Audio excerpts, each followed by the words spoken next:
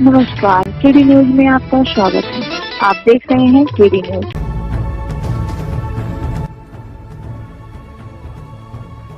AIMIM के राष्ट्रीय अध्यक्ष असदुद्दीन ओवैसी बुधवार को सुल्तानपुर पहुंचे। इस दौरान उन्होंने वंचित शोषित समाज के सम्मेलन को संबोधित किया। उन्होंने साफ कहा कि सपा, बसपा और कांग्रेस ने आज तक दलितों, वंचितों, शोषितों और मुस्लिमों का केवल वोट लिया, जबकि आज तक उनके उत्थान के लिए कुछ भी नहीं किया। मंच से संबोधित करते हुए ओवैसी ने कहा कि इन पार्टियों ने केवल वोट लिया, बल्कि हमारा खून चूसा। हमारी नौजवान नस्लों को इस पार्टियों ने बर्बाद कर दिया। हमारा वोट लिया, बल्कि तुमने वोट नहीं लिया, हमारा खून चूस लिया। तुमने हमारा वोट लिया, मगर हमारे नौजवान नस्लों को बर्बाद कर दिया। तुमने हमसे वोट तो ले लिया, मगर गरीबी हमारा मुकद्दर बनाकर रख दिया।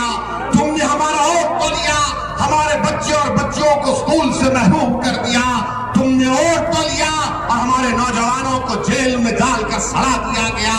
बताओ, ये जब आवाज उठती है, ये जब सवालात उठते हैं, चाहे कांग्रेस हो, समाजवादी हो, BSP हो या BJP हो, कहते हैं कि देखो ये किस जबान में बात कर रहा है। अरे मैं संविधान की जबान में बात कर रहा हूं। वो संविधान जिसको बाबा साहेब अम्बेडकर ने बनाया था। बाबा साहेब अम्बेडकर ने संविधान बनाकर कमजोर तबकात को, वंचित समाज को कहा कि हमने संविधान बना दिया, अब हम तुमको हथियार देकर जा रहे हैं। बाबा साहेब ने कहा कि हम तुमको हथियार देकर जा रहे हैं। वो क्या हथियार था? वो हथियार था आपका वोट। मगर जालिमों ने हथियार को हथियार नहीं बनने दिया, बल्कि आपको कहा कि अगर तुम इस हथियार को इस्तेमाल करोगे तो तुम खत्म हो जाओगे। मैं आपको यही याद दिलाने आया हूं, ये वोट आपका हथियार है। जमहूरियत में वोट आपका हथियार है। जिसको चाहे आप जमीन पर सुला सकते हैं, जिसको चाहे आप कुर्सी पर बिठा सकते हैं, मगर अब की बार इंशाअल्लाह ताला आपको मजलिस के उम्मीदवार को कामयाब करना है। लोग हमारे मजलिस के मुखालिफिन कहते हैं असदुद्दीन ओवैसी जज्बाती तकरीर करता, तो आप क्यों नहीं करते? कौन रोका आपको? जज्बात में कौन आता है मालूम आपको? जज्बात में वो आता है जो जुल्म को देखता है। जज्बात में वो आता है जो नाइंसाफी को देखता है। जज्बात में वो आता है जिसके दिल में एक तड़प होती है कि मुझे हिस्सा मिलना चाहिए। जज्बात में वो आता है जिसमें एक तड़प होती है कि मुझे अपना मुकाम मिलना चाहिए। जज्बात में वो आता है जो किसी को देखता है कि नहीं, मुझे भी आसमानों को छूना है, मैं जमीन पर नहीं रहना चाहता हूं। जो लोग जज्बात में नहीं आते वो मुर्दार के मुर्दा कहने के लायक हैं। इसीलिए मेरे अजीज दोस्तों और बुजुर्गों, उन्होंने साफ कहा कि इन पार्टियों ने गरीबी को हमारा मुकद्दर बना दिया। वोट के बदले हमारे नौजवानों को जेल में सड़ा दिया गया। वोट हमारा अधिकार है, हम जिसे चाहे जमीन पर बैठा सकते हैं और जिसे चाहे कुर्सी पर बैठा सकते हैं। और यही वजह है अजीज दोस्तों और बुजुर्गों कि भारत की जमहूरियत की तल्ख हकीकत, मेरी बात को आप जान लो, भारत की जमहूरियत की तल्ख हकीकत यह है कि जिस समाज के पास उसका नेता होगा, उसी की आवाज को, उसकी तकलीफ को, उसकी मुश्किल को सुना जाएगा। जिस समाज का नेता होगा, उस समाज के नौजवानों के जज्बात, उनके ख्वाबों को पूरा किया जाएगा। जिस समाज का नेता होगा, वो अपनी माँ और बहनों की इज्जत का तहफ्फुज़ भी करेगा और उनको आगे तरक्की भी कराएगा। ये भारत की जमहूरियत की तल्ख हकीकत है। अगर किसी समाज का कोई नेता नहीं है, कोई सियासी ताकत नहीं है, तो हकीकत यह है कि उस समाज का नाम मुसलमान है, जिसके पास ना उनका कोई नेता है, ना उनके पास अपनी कोई सियासी क़यादत है। मजलिस यही बात का पैगाम आपको देनी आई है। आप पूछेंगे असदुद्दीन ओवैसी, तुम्हारी बात में सच्चाई क्या है, बताओ। मैं दो मिसाल आपको दूंगा। हालिया 1 महीना पहले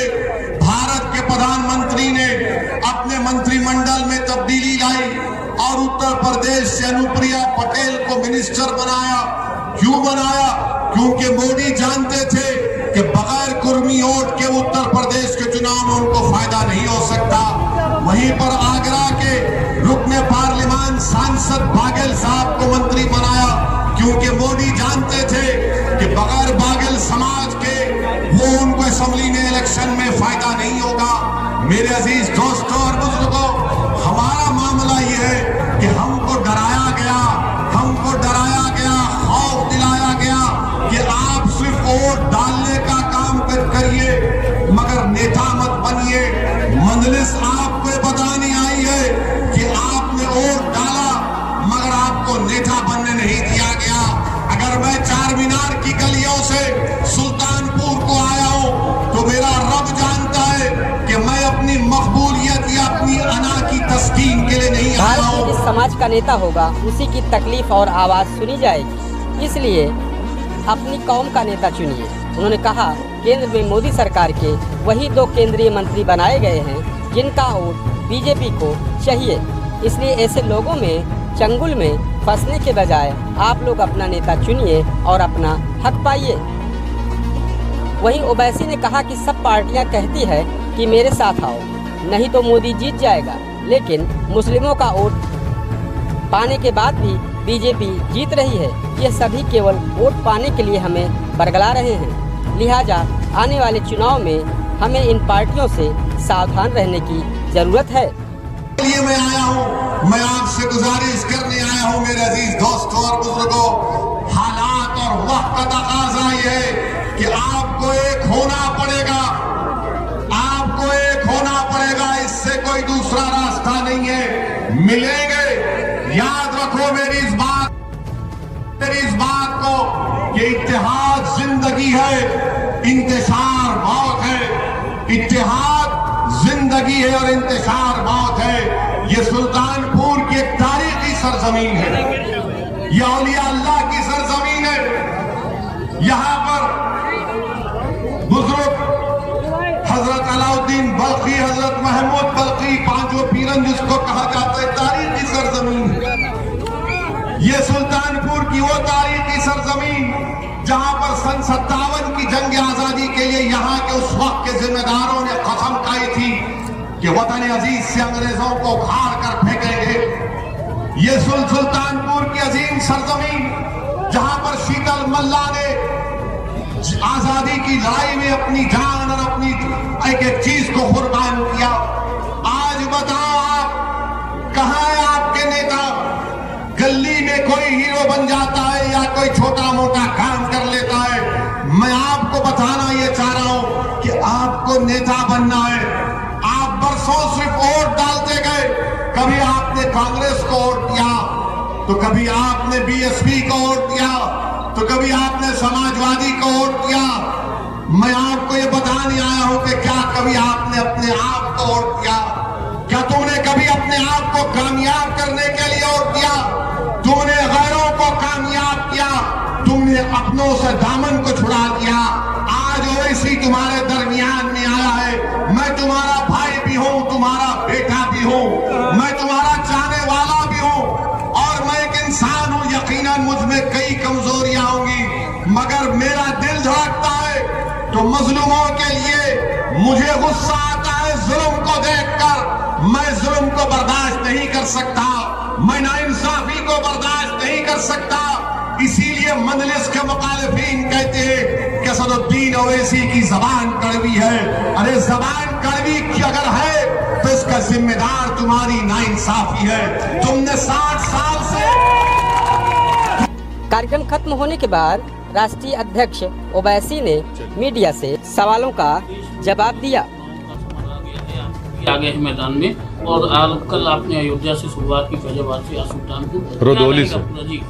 हाँ, तो नहीं, पूरी कोशिश यही है कि उत्तर प्रदेश के चुनाव से पहले जहाँ जहाँ हमारा संगठन मजबूत हो चुका है वहाँ पर हम जा रहे हैं, हमारे संगठन के जिम्मेदारों से मुलाकात कर रहे हैं, जनता से मुलाकात कर रहे हैं और इस सब चुनाव के लिए हम तैयारी कर रहे हैं ताकि चुनाव में अच्छा नतीजा आए, जनता का हमको साथ मिले, उनकी दुआएं हमको साथ मिले। ये पूरी कोशिश हम कर रहे हैं। सर, मुस्लिम वर्ग जो है वो इस समय समझ नहीं पा रहा है कि वो वोट किसको दे।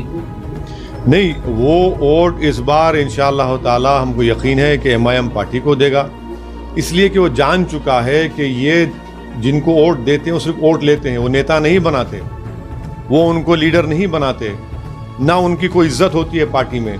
तो इसीलिए और बीजेपी को लोग रोक नहीं पा रहे हैं। तो मुसलमानों में एक बड़ी टर्निंग है, एक टर्निंग है, डिज़ायर है कि भाई जब हर समाज का एक नेता है, उनकी पॉलिटिकल लीडरशिप है और उससे उस समाज को फ़ायदा हो रहा है, तो मुस्लिम समाज में एक तब्दीली आई है। वो देख रहे हैं कि नहीं भाई हमको भी अपनी लीडरशिप बनाना पड़ेगा, ताकि हमारे जो प्रॉब्लम्स है, चाहे एजुकेशन का हो, इकनॉमिक हो, हिस्सेदारी की बात हम कर रहे हैं, वो हिस्सा भी आपका मिलना चाहिए। तो ये बहुत बड़ा चेंज है। सर, सपा के एक विधायक हैं इमरान सोलंकी जी, उनका मानना है कि विधानसभा में जो है वो एक नमाज हाउस बनना चाहिए। देखिए ये सुनिए आप सुनिए, हम आप समझ गए। ये जनाब को ये बात बताना चाहिए उत्तर प्रदेश के मुसलमानों को कि अखिलेश यादव के दौर में मुजफ्फरनगर का जो कांड हुआ था, 50,000 मुसलमान अपना घर छोड़कर चले गए। कितने मुसलमान अपने घरों को वापस गए? कितनी मस्जिदें अब वीरान पड़ी है वहाँ पर? इनको शर्म भी आती है इस तरह की बात करने के लिए। वो मस्जिदें जो वीरान पड़ी है मुजफ्फरनगर में, उसका बात करिए, जाइए नमाज पढ़िए आप वहाँ पर। आप विधानसभा में नमाज की बात कर रहे हैं। वो जो कांड के बाद, आज़ादी के बाद, पार्टीशन के बाद इतनी बड़ी तादाद में मुसलमान बेघर हुए, उसकी बात नहीं करेंगे। बाराबंकी में मस्जिद शहीद कर दिए, जाइए बात करिए बाराबंकी की। तीसरी बात यह है कि आप ही का MLA यहाँ का सुल्तानपुर का, वो बीजेपी के वक्फ बोर्ड के चेयरमैन की सपोर्ट करता है और समाजवादी पार्टी बाबरी मस्जिद का जो क्रिमिनल केस का जजमेंट आता है उसका वेलकम करती है। ये नाटक कर रहे हैं क्या? ये देख नहीं रहा है लोग, जनता नहीं देख रही है इनकी इन तमाम जो जोकरपन की हरकतें कर रहे हैं। सर, ये यूपी में अपनी सरकार बनाने के लिए आप किस किस पार्टी के साथ मिल सकते हैं? देखिए, हम अभी राजभर साहब के संकल्प मोर्चा के साथ हैं। 100 सीटों पर शौकत साहब हमारे जो प्रेसिडेंट हैं वो तैयारी कर रहे हैं और ये आगे बढ़ेंगे इंशाल्लाह। चुनाव मुद्दा क्या होगा? आप आए हैं यूपी में? नहीं, चुनाव के बहुत से मुद्दे हैं। योगी आदित्यनाथ के मिस गवर्नेंस, कोविड की सेकेंड वेव में योगी आदित्यनाथ की सरकार कहीं पर नज़र नहीं आई। अनएम्प्लॉयमेंट नौजवानों का बहुत ज़्यादा बढ़ चुका है। गवर्नेंस नाम की चीज़ नहीं है।